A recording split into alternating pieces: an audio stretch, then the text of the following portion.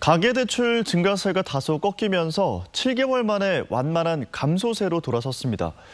대출 규제와 금리 인상 등 주택 매매가 줄었기 때문인데요. 대통령 인수위가 대출 관련 규제 완화 정책을 공식화하고 있어 향후 가계대출이 다시 증가할 수 있다는 전망이 나오고 있습니다. 이상욱 기자입니다. 울산의 한 은행 대출 창구. 봄 이사철을 맞아 가계대출 신청자가 몰릴 시기지만 한산한 모습입니다. 이 은행의 2월 가계대출 잔액은 1조 8,302억 원으로 전달보다 90억 원 줄어드는 등 지난 연말부터 4개월 연속 감소세를 보이고 있습니다.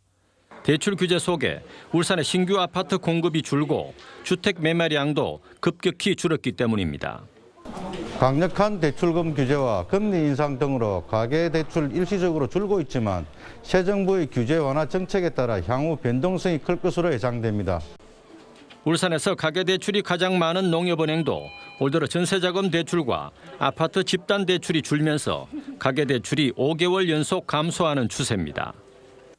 이처럼 주요 은행의 가계대출이 감소한 영향으로 지난 6월 울산 전체 가계대출 잔액은 22조 7천억 원으로 한 달 전보다 1,670억 원 줄었습니다. 지난해 6월 이후 7개월 만에 감소세로 돌아선 겁니다. 하지만 이 같은 가계대출 감소세가 오래 가지 않을 거란 분석도 나옵니다. 인수위가 가계대출 총량 규제 폐지를 예고한 가운데 주택담보대출 비율, LTV 상향과 총부채 원리금 상환 비율, DSR 규제 축소를 추진하고 있기 때문입니다. 가계대출 총량 규제 때문에 눈치를 보던 시중은행들도 전세자금 대출금리 인하 등 가계대출 문턱을 낮추기 시작했습니다.